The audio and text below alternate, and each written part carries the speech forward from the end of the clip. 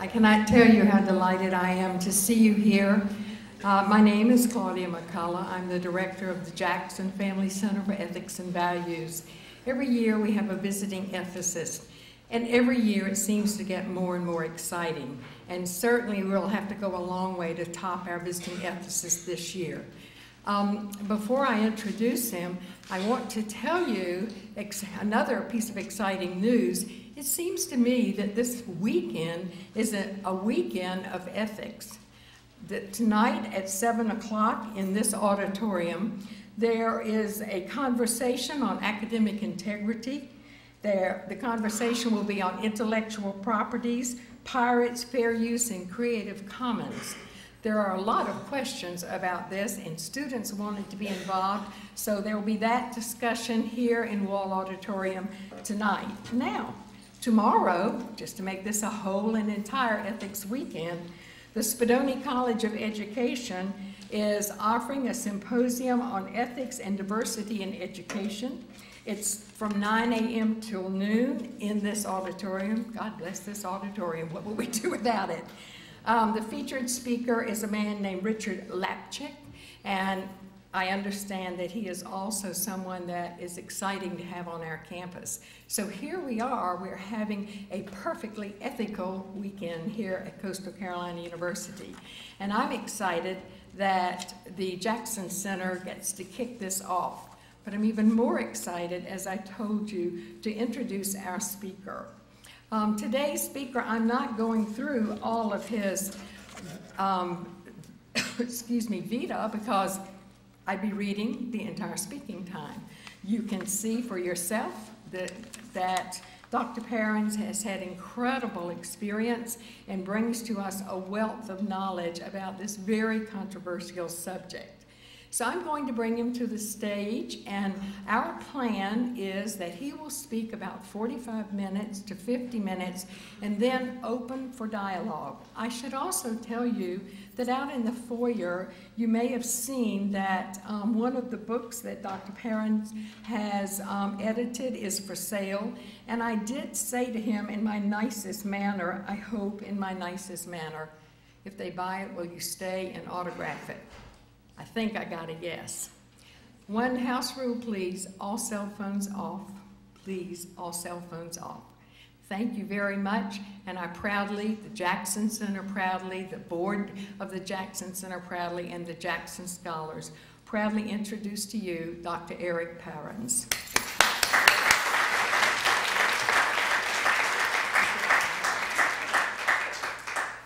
Dr. McCullough, thank you so very much for that warm welcome. It's an honor to be here. It's also been a delight to be here so far. Dr. McCullough has been an amazing host. And yes, by the way, the picture that is in the handout, I asked them not to use.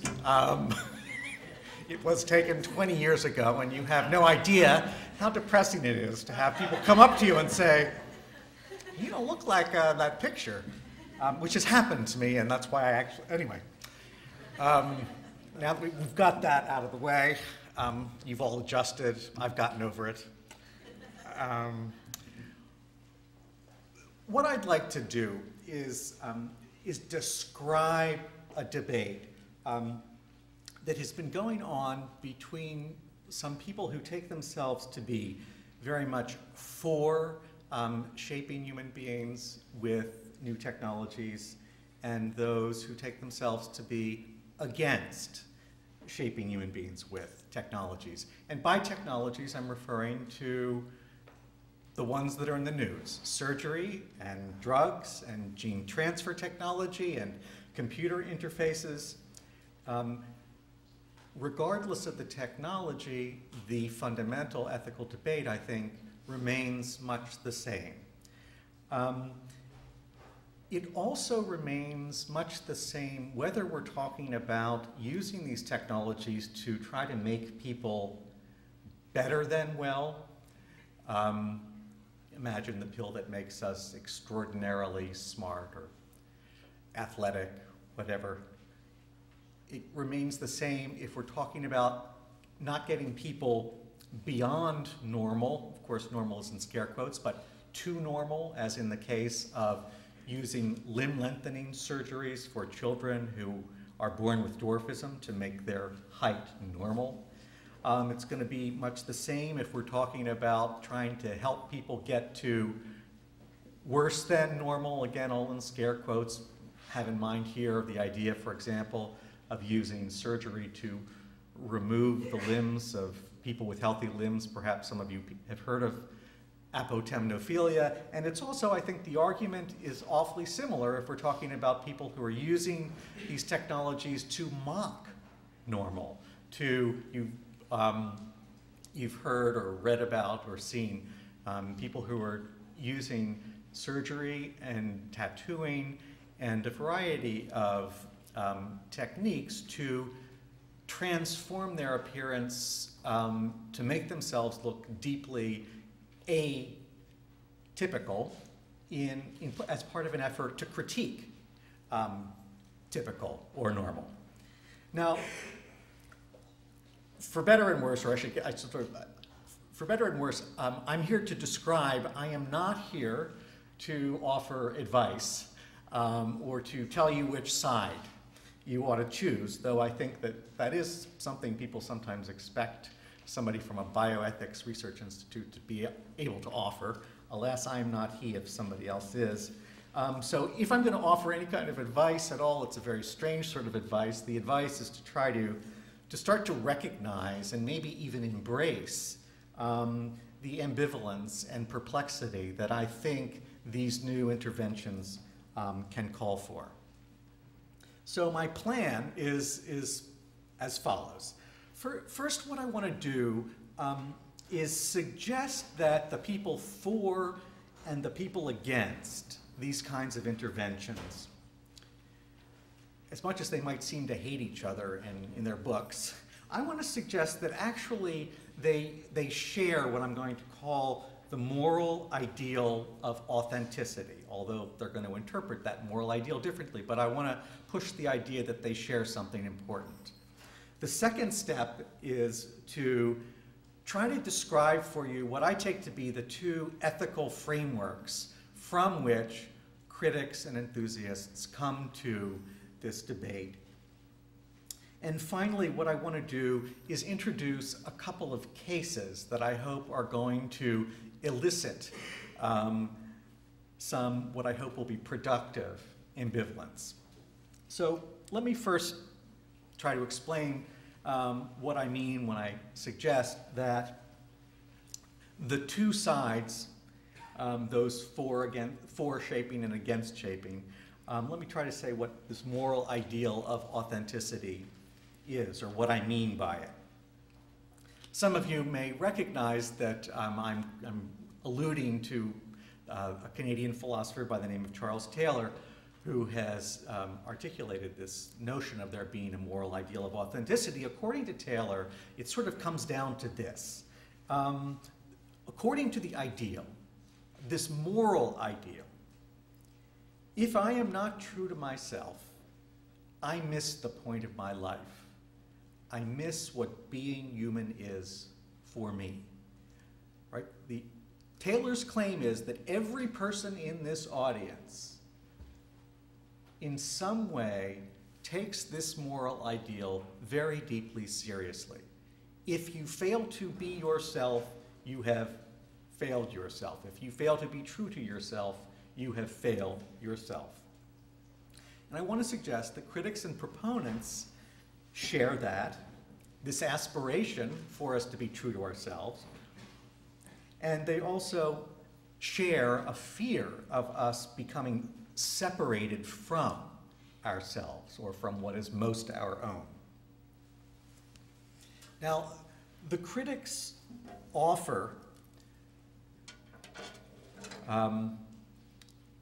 their criticism in a variety of ways, but I want to focus here on one version or variation on one of the critics' fundamental claims.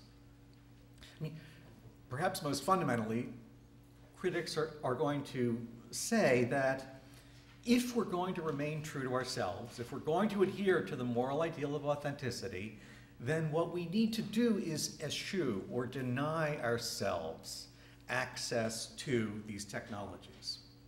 Why do they say this? Well, because their worry is that if we embrace these self-shaping technologies, we're going to become separated from what is most our own. And the President's Council on Bioethics wrote a very important book that came out a few years ago called Beyond Therapy.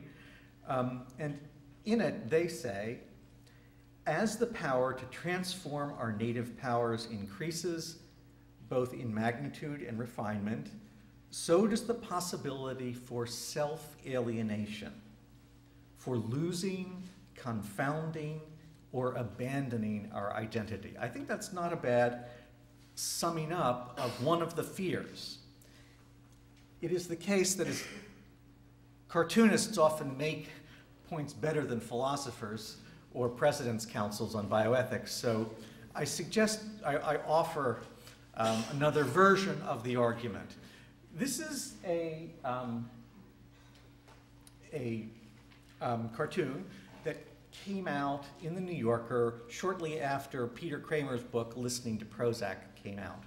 Peter Kramer's book, Listening to Prozac, was not about treating depression, really. It was about the prospect of us using a drug to make ourselves better than well. But anyway, what this cartoon says, and I'm sure it's hard for many to read, is this. So you've got Karl Marx, Friedrich Nietzsche, and Edgar Allan Poe, and you've got Karl Marx, and you're supposed to imagine that he's taken Prozac, and he says, sure, capitalism can work out its kinks. And then Nietzsche says, me too, Mom. I really liked what the priest said about all the little people. And then Edgar Allan Poe says to the raven, hello, birdie. So as is often the case, I mean, this cartoonist is expressing a serious philosophical argument, right? The argument is, or the worry is, that if we were to take a pill,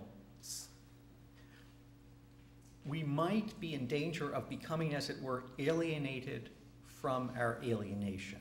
That is, what's great about these guys, on the cartoonist's view, is that they saw a society from which it was totally appropriate to be alienated from.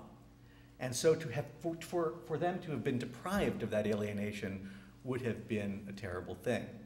And indeed, it also would have entailed their becoming alienated from themselves. Let me offer another variation that sometimes is offered by the critics.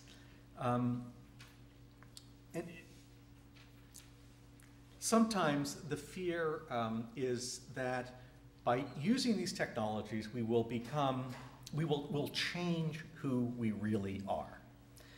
As Carl Elliott wrote in a book called Better Than Well, a really wonderful book, many enhancement technologies are troubling not primarily because they enhance people, but because they affect something central to their identities. What is at issue is not simply whether the change is for the better or for the worse, but the mere fact that the person has changed is what is troubling. And once again, a cartoonist can help us sort of grasp the philosophical argument, right? It is the nature of sloths to hang upside down, right? And to take a drug would be to abandon the sloth's identity. Right? I mean, I'm sort of making light, but I think it's a serious concern, and I think it's a widely shared one, that in some ways, if we embrace some of these technologies, the problem will be that we will change who we really are. Now, from the critics, I want to shift now to the enthusiasts and offer what I take to be some of their central claims. Now, for enthusiasts, one of their biggest worries is that the state or somebody else is going to interfere with our efforts to become who we really are, and they think that using technology is one way to become who we really are. Indeed, many enthusiasts hope that self-shaping technologies are going to give us, they're not going to separate us from what is most our own, they're going to give us what is most our own. They're going to allow us to recover what is most our own. And it's not just cartoonists who are good at making philosophical arguments succinctly.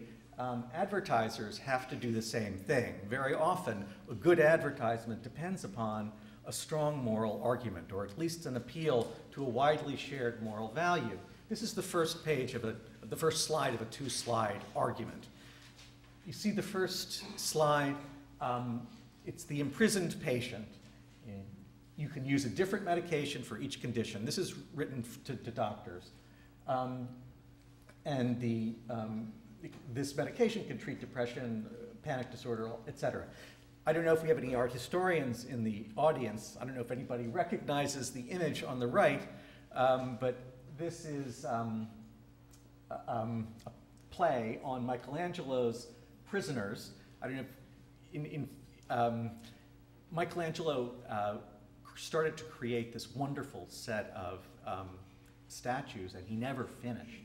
But what's remarkable about the statues, if you actually get a chance to see them, is that it looks like the person, remember, is trying to get out of the marble. And all that is necessary to free up that true person that's locked in the marble is the right tool. And indeed, according to this argument, you'll see that the tool, you see on the right-hand corner at the bottom, the slave has become free. The imprisoned person has become who she really is. The tool that allowed him, not he, to become his true self, to let the true self emerge, was this drug, right? Again, a serious argument.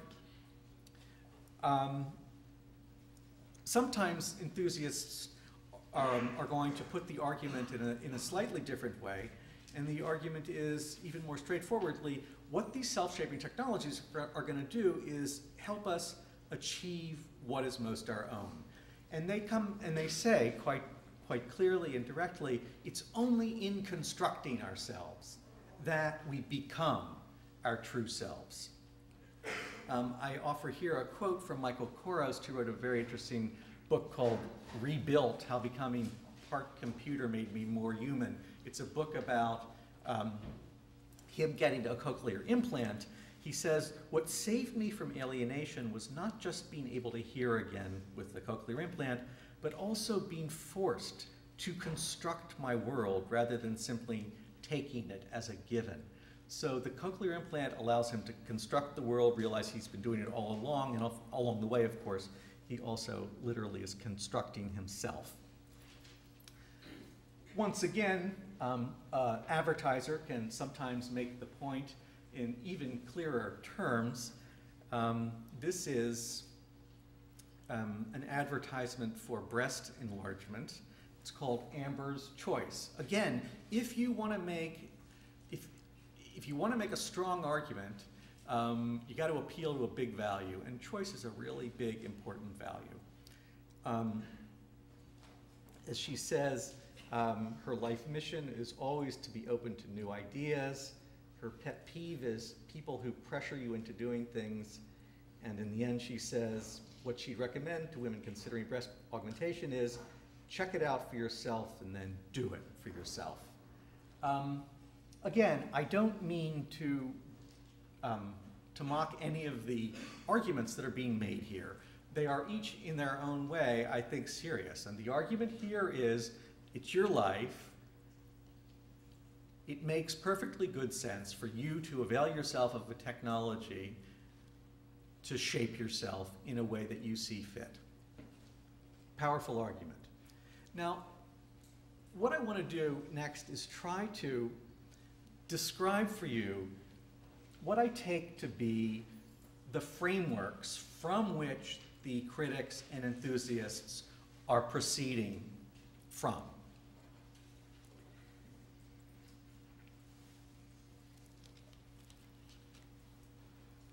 Now, I'm certainly not the first person who's observed that there is this big debate going on. Excuse me. In the early aughts, a guy by the name of Jay Hughes wrote a book called Citizen Cyborg. Jay Hughes is a very great enthusiast for these technologies. And when he described the debate, he said, look, the debate between critics and enthusiasts is the debate between bio-Luddites. He also calls them human racists, for a reason that I could explain later, if anybody wants to know. If you're a critic, you're a bio-Luddite or a human racist on the one hand, or you are a good guy like himself and a transhumanist. A couple years after that, Harvard political scientist by the name of Michael Sandel wrote a book called Against Perfection. And he flipped the valences. So he said, if you're a critic like I am, then you proceed from an ethic of giftedness, which of course has a positive valence for him, or you proceed from an ethic of willfulness, which has quite a negative valence for him. And one of the things I've been frankly struggling with, thinking about over the last few years, is how to try to grant some insight on both sides. And I've started referring to the distinction, as I've got it up there on the PowerPoint. I'm trying to use two labels that have, on my view, positive valence. So I want to talk about, on the one hand, the critics who proceed from an ethic of gratitude, and on the other hand, the enthusiasts who proceed from what I'm calling an ethic of creativity.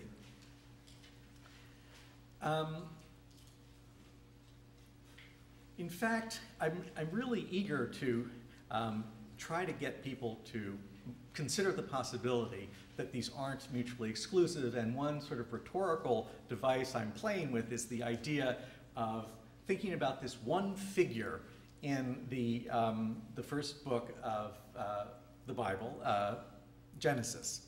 I don't know how many of you are familiar with this book. I assume a fair number of you are.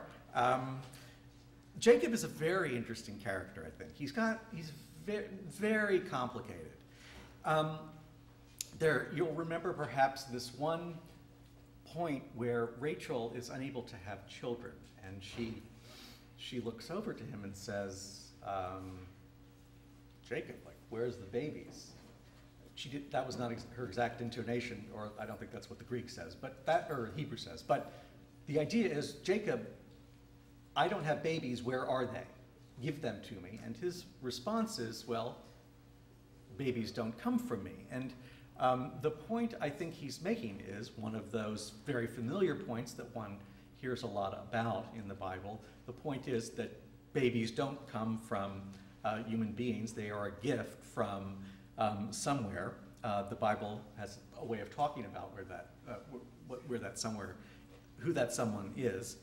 The point is that critics, I think, tend to proceed from this sense of gratitude, this desire to affirm what is, and this ambition to learn how to let things be. Not using technology or not being quick to comes naturally to Jacob the Grateful. But there is this other Jacob, and I think a Jacob that isn't so frequently recognized. I don't know if any of you remember that passage where Jacob's, he's been duped by his uncle, and he has this stick of poplar, and he turns the speckled sheep into the spotted ones, or the spotted into the speckled. I never got it exactly what he did, but what the point is that he's incredibly creative. He is able to really be the first genetic engineer. He's able to turn one kind of sheep into another kind. And this creativity that Jacob exhibits there is creativity that I think is in many ways affirmed in many places in the Bible. The idea of gratitude, the ideas of gratitude and creativity are hardly incompatible. we find them in one figure.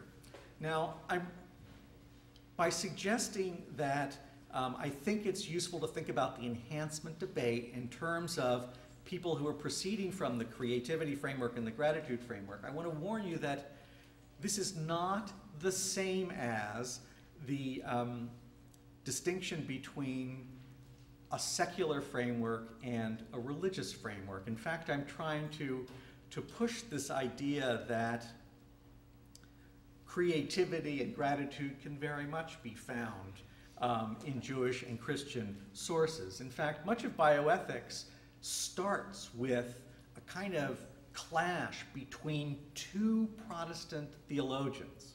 One of them is Paul Ramsey, and his fundamental idea is that we have to learn how to let things be. We need to be vigilant about not embracing technologies that are going to dehumanize us. And on the other side, you've got Ramsey emphasizing our creatureliness, and you've got, on the other hand, Joseph Fletcher saying, look, it is our job as persons to co-create with God a better world. Certainly in Protestant theology, there is lots of room for this co-creator idea and the creature idea. So the difference in the debate here on the two ends of the enhancement debate isn't the same as secular folks versus religious folks. You got religious folks who are enthusiastic and critical, and you've got secular folks who are enthusiastic and critical. And exactly the same thing goes for politics. The argument about enhancement is not the same as the argument between political liberals and political conservatives. You've got political liberals who embrace creativity and political liberals who embrace gratitude, for example. Same thing goes for conservatives. One of the things that I think it would be useful for us all to remember or recognize is that I think that whether we feel more comfortable in one of these frameworks or the other is a function of more than reason alone. I think that there is something pre-rational going on. I think that from my observation of myself and others engaged in this debate, people come to it with a sense of one of those attitudes being more profound. Now, I also want to argue that each of these frameworks has insight in it, and that only someone who is pretty thoughtless would be willing to embrace only one of them. I mean, I think people hunker down in a debate with only one or the other, but I'm urging you as thoughtful people and students to try to give up that temptation to pick a side and hunker down with it. So I suggested that the two sides emphasize different insights, and let me just call your attention to what I mean. They do have different views about the nature of human persons. As I've been saying, on the one hand, the argument from the folks in the gratitude framework is, or from folks in the creativity framework is that we are, by nature, creators. We are by nature creative. It is our job as persons to creatively transform ourselves. Whereas for the folks coming out of the gratitude framework, the claim is about our natures, that we are creatures. It's our job to remember our mortality and our vulnerability and our fragility. It's our job to learn how to let things be. They emphasize different insights regarding technology. From the creativity framework, the insight is that technology can be a morally neutral means which we can use for whatever purposes we want. That's not a silly way of thinking about technology. And that's what the people from the creativity framework tend to emphasize. People from the gratitude framework tend to emphasize that technology is actually not just a morally neutral tool that we can put to whatever end we care to, but rather technology is a value-laden frame. I think some of you are reading Langdon Winner. This is the sort of attitude that Langdon Winner would take, right? Artifacts have politics. We build our values into our technology. Our technology shapes us. And of course, the two sides emphasize different aspects of our freedom. Or, well, in the case of the creativity framework, the emphasis is on the respect in which we are subjects who are free to choose our life projects as we see fit. Whereas in the case of the gratitude framework, the claim is always that, or the emphasis is that our choices are deeply constrained. There is an important sense in which we are objects being acted on just like all of the other natural objects in the world. Now, again, I want you to notice that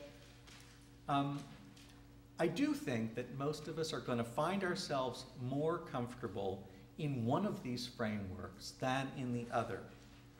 But I want to suggest that no one's really comfortable only in one. If you're open and thinking, you're going to notice that there is insight on the other side. So I want to suggest that no one should be comfortable only in one of the frameworks. I think it would be a mistake to say that we're creators or creatures, that we're subjects or objects, that technology is a tool or a frame. I want instead to suggest that we are creators and subjects and technology is a tool and it's a frame. So finally, after this rather abstract conversation, let's turn to some cases, which I hope will, as I said before, elicit some productive ambivalence or perplexity. So for those of you who are most comfortable in the creativity framework, that is, in the framework which embraces the idea of us using technologies to shape ourselves however we see fit, I want to talk about this hypothetical pill for the perception of intimacy. And then for those of you who find yourselves most comfortable in the gratitude framework, I want to ask you to think about transgender surgeries in the hope that that might move you to give a little, to question your own preferred framework. So this is the PG-13 part of the talk. I'm going to use men in scare quotes and women in scare quotes because I'm using gross generalizations, although I'm glad that these gross generalizations are rooted in in facts of business that I'll get to, but it's a highly gendered example, and forgive me for that. I hope I can nonetheless use it to, again, try to elicit this ambivalence that I think could be productive. So, according to the people who make Viagra, and according to the people who study human sexuality, Viagra works because in men, arousal essentially is the same thing as desire. Arousal equals desire. If you can get blood to a man's penis, he will experience desire. Now, this is, the case is different for many women.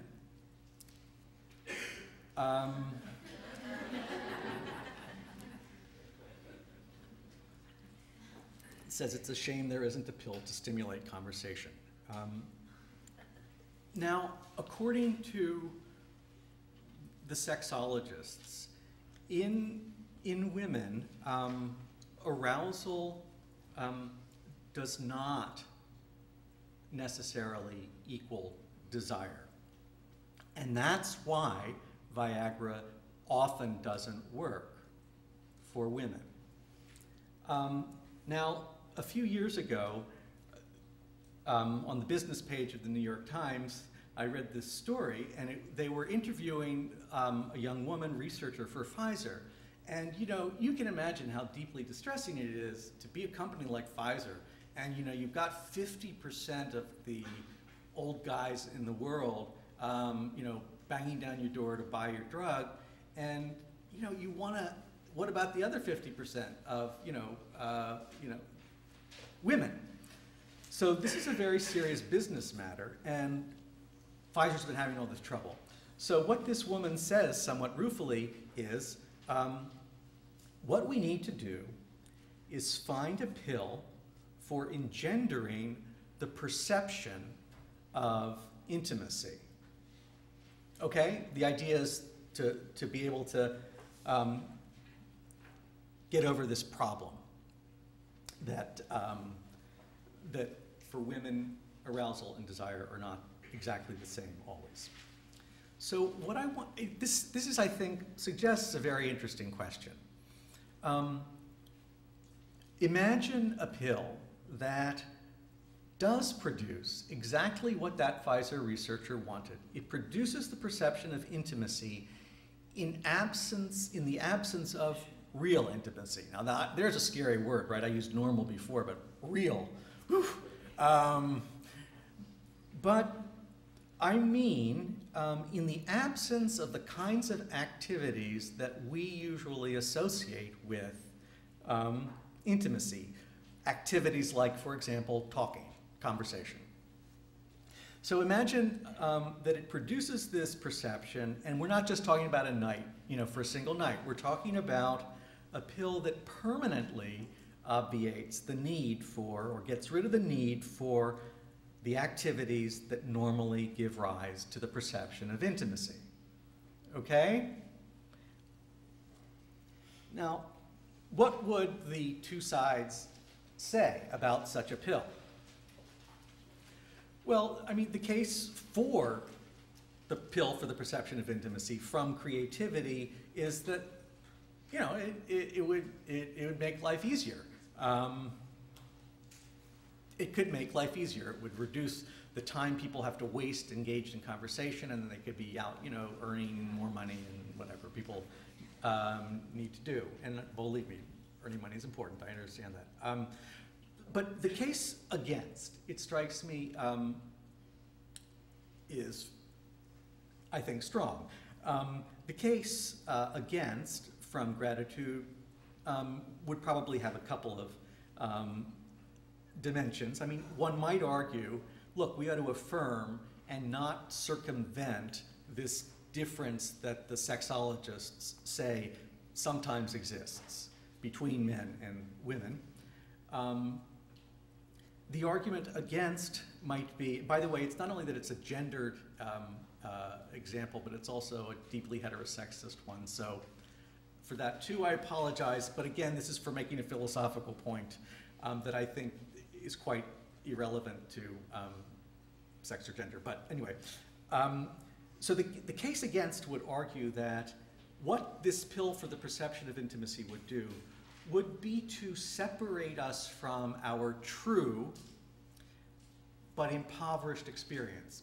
That is, it's the truth in this hypothetical that, in this case, a woman cannot experience desire because of the absence of these activities like talking that normally provide help to create the sense of intimacy. So the case against from gratitude has something to do with being separated from our impoverished experience, being alienated from or separated from alienation that has a real cause. So what I'm suggesting is, and I'm looking forward to the conversation where people can correct me, those who are more comfortable in the creativity framework, it seems to me that this case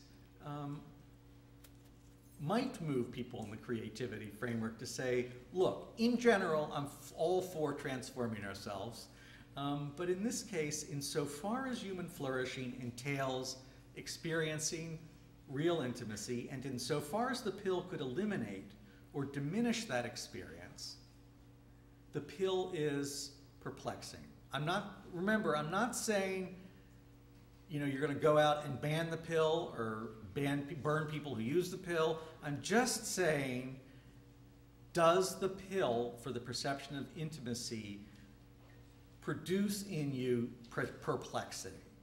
Is it a reason for doubting, for the moment, your full-hearted commitment to creativity and creatively transforming ourselves? So from a case that's supposed to try to elicit some ambivalence from people who are most comfortable in the creativity framework, I want to try to suggest another case that is intended to try to elicit some ambivalence from people who are most comfortable in the gratitude framework.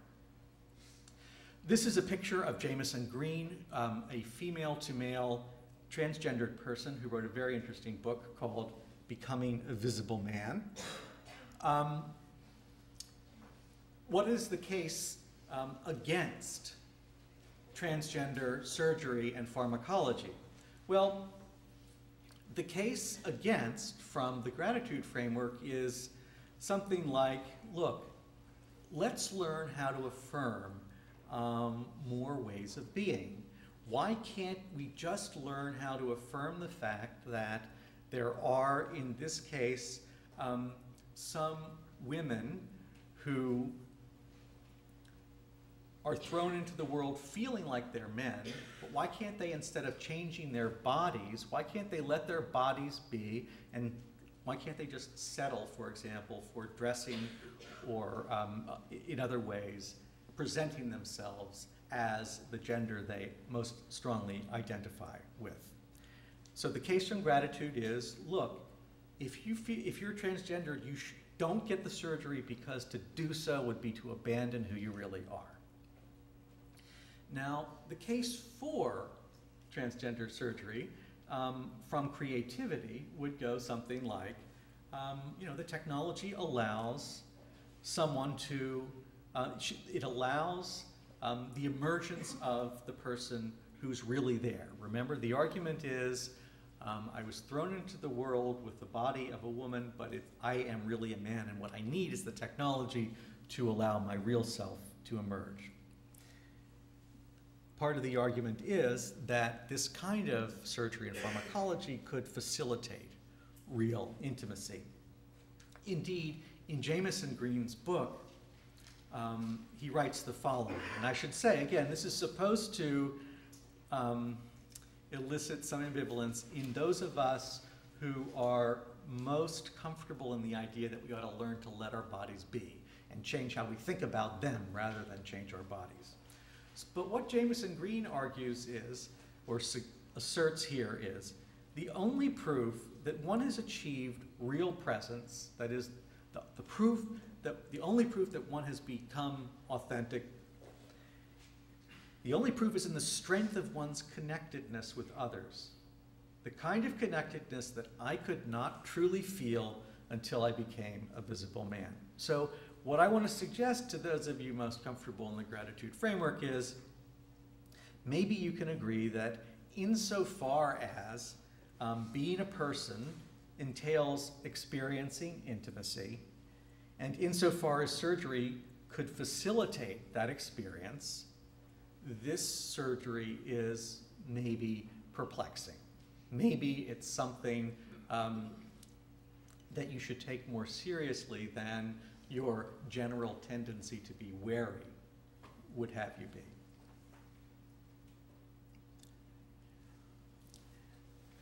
So, what do I want to say in the end? And I'm very eager to turn to conversation because that's where it's really at for me. What I've tried to say is something like the following. I do think that the critics of self-transformation with technology and the enthusiasts about it share this moral ideal of authenticity.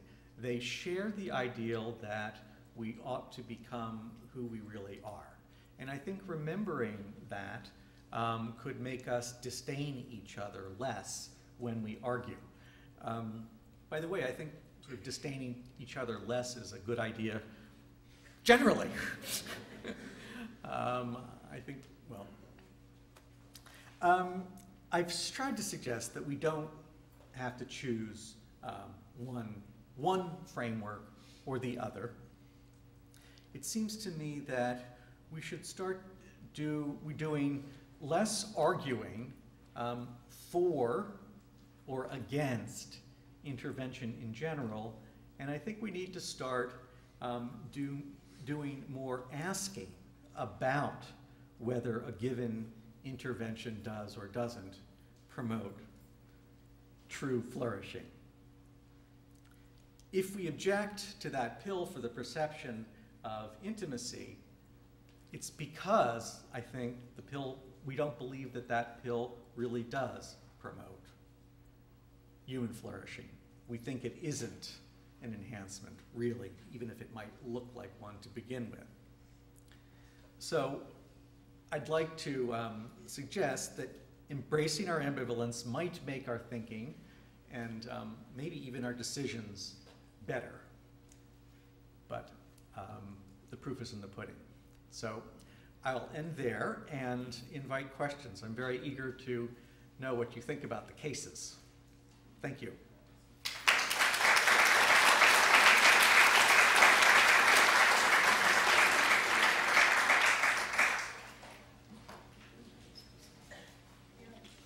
Who's going to? I would ask you something. Can I shift just a bit and ask you about the moral responsibility of doctors and or surgeons who are providing this service?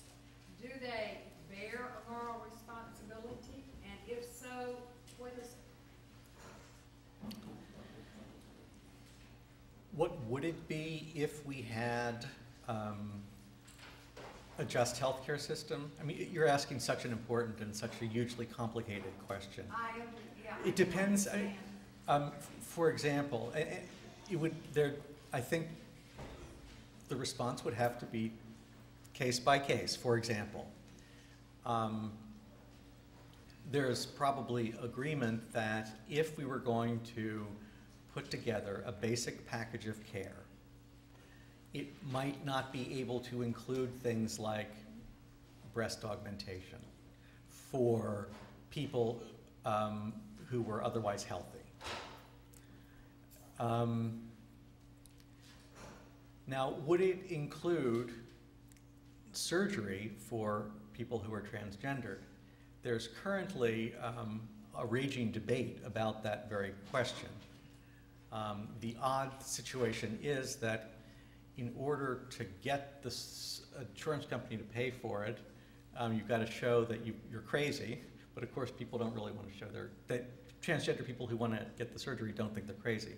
But anyway, there is this ongoing debate. Is it a disorder or not? If it's a disorder, then presumably it would, different from breast augmentation, go into a basic package of care.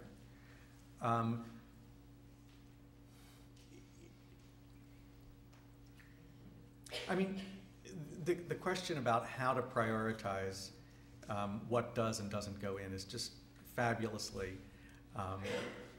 difficult, and it's a wonderful thing. It's wonderful that we might finally be faced with trying to answer that question, but we certainly haven't been in the past, right?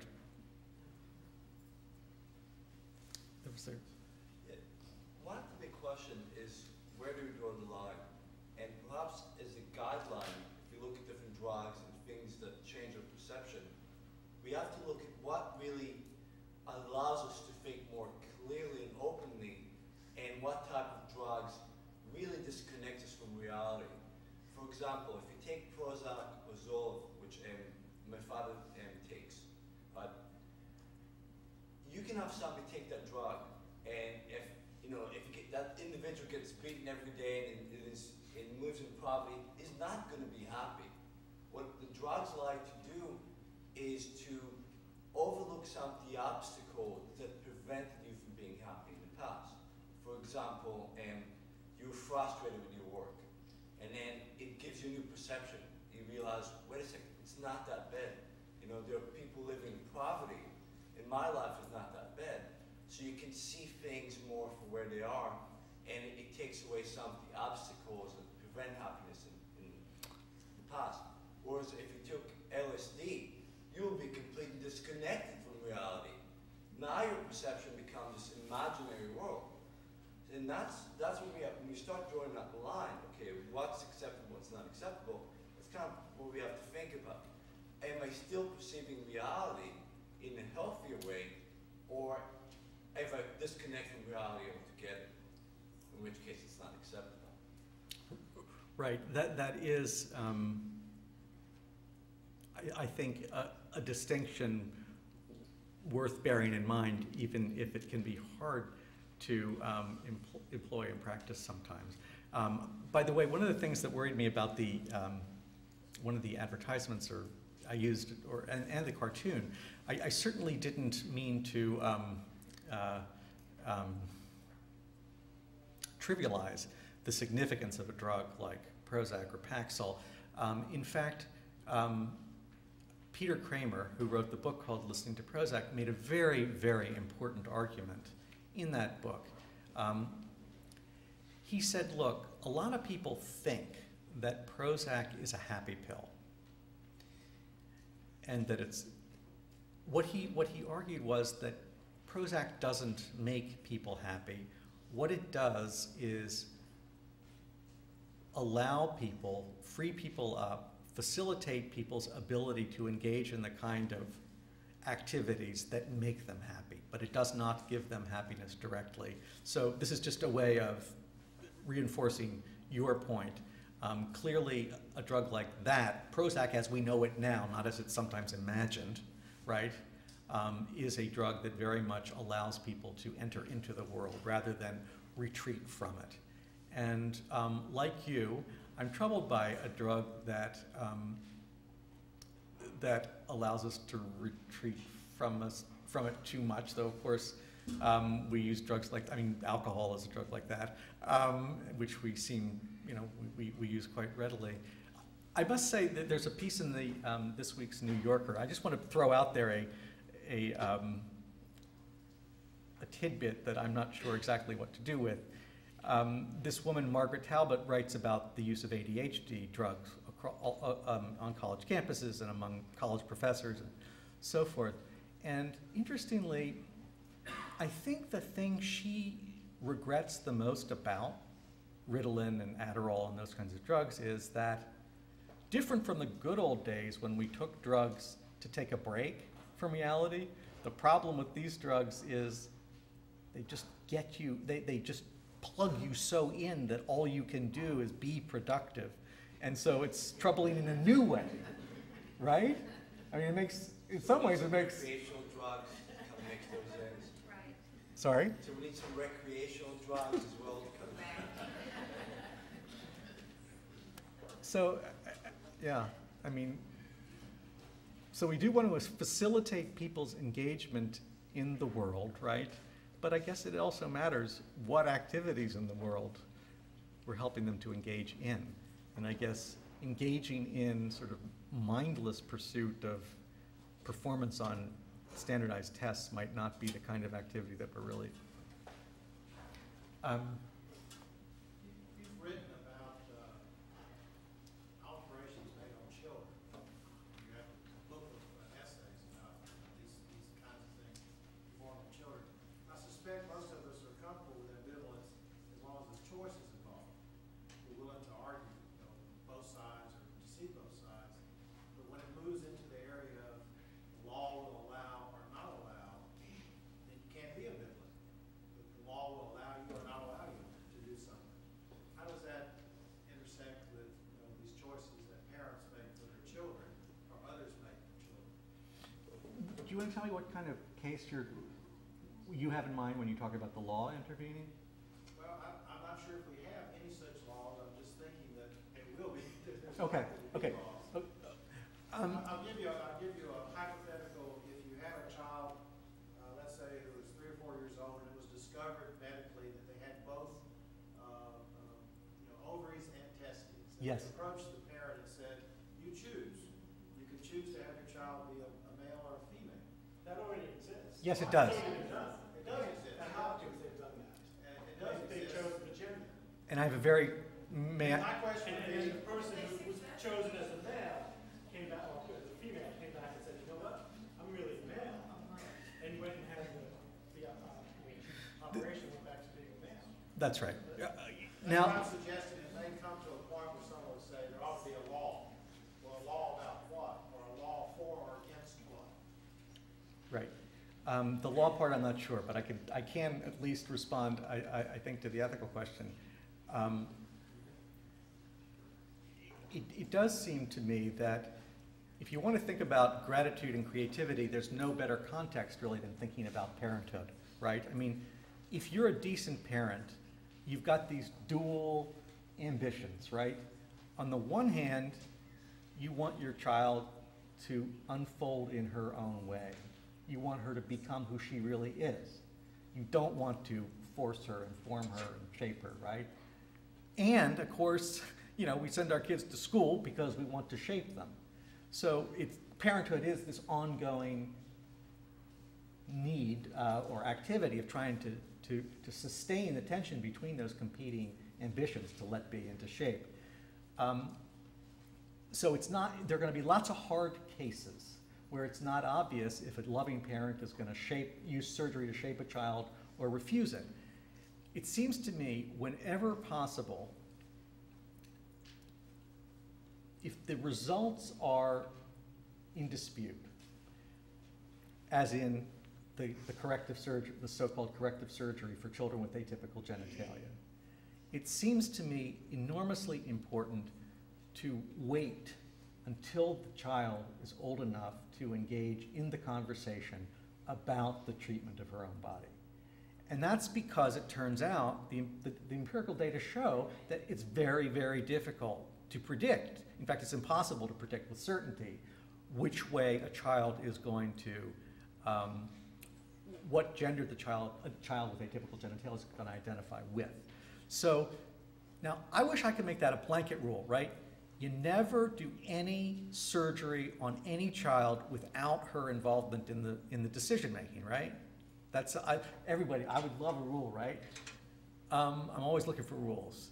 But you know, what about, for example, the case of cleft lip and palate? Now, there's a part of me that says, look, I wish we lived in a society where we could affirm the appearance of a child with cleft lip and palate. We don't, and we've accepted that parents, without the input of their children, because this is done when children are 3 months old, can get this kind of surgery done. But I think that's sort of an outlier. In general, my view is you wait till the child's old enough, and certainly I can't think of a good case where the state should be involved in such a decision. Have I answered? No. I wasn't looking for a specific answer. I was trying to think of circumstances where the issue of ambivalence would be forced. Well, I think that someone would choose one side or the other. Listen, thank you. That's very helpful to be pushed. At the end of the day, people have to choose. They have to make choices, and they're always going to be almost always going to be imperfect. I'm just saying that if you can recognize these competing commitments, maybe your choices at the end of the day will be better. Because I think there's a lot to be said for letting atypical bodies be, and a lot to be said for shaping them. We have time for one more, and I think you had a question. Oh, no, all I was going to say is for a better case, I think you were trying to bring up was like if a child was, say you knew that your child was going to be sick, like almost terminally, like there was a chance that she wasn't going to live, or he or she wasn't going to live to be not even 12 or something. What would you choose, rather to kill them ahead? Like, well, not kill, but would you go ahead and terminate the pregnancy, or go ahead and end it, or would you let them live out their life? Like, that's one that people choose a lot. Like, should you go ahead and continue it, or can't Well, you raise an incredibly difficult and fascinating set of questions. I was talking before about how whether you're coming from, there are political liberals and conservatives proceeding from the gratitude framework and from the creativity framework. One of the really interesting things about the case you're raising is that some of the most thoughtful, powerful critics of prenatal genetic testing and selective abortion, which is what you're talking about, right? It's not just conservative Christians, for example, but there are a lot of very powerful, wonderful feminists with a disability consciousness who are arguing for a much more critical view of that kind of activity.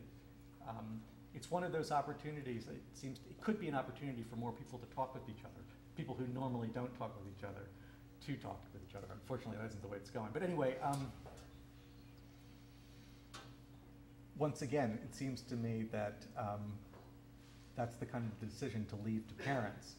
And at the end of the day, it's their informed decision to make. But at the beginning of the day, it's our job, if we're going to show them respect, it's our job to engage in an argument with them. Why are you doing what you're doing? Do you know what you're doing? Is this the only alternative? Are there better alternatives? So then it comes into the joint where you're talking about the state as well, where someone would see that a loved one is like really hurting, like say someone had cancer, and then like a husband saw his wife had cancer. Should he take her life to put her out of her misery? Because if he does that, then according to the state, then he should go to jail because he just killed her. But, you know, in tune as a child, it's the parent's choice because they don't really have, the child doesn't have a say. So how do you explain that? Well, you're right with respect to the loving husband who's thinking about, or the loving wife who's thinking about. Right there, you do have a problem with the law,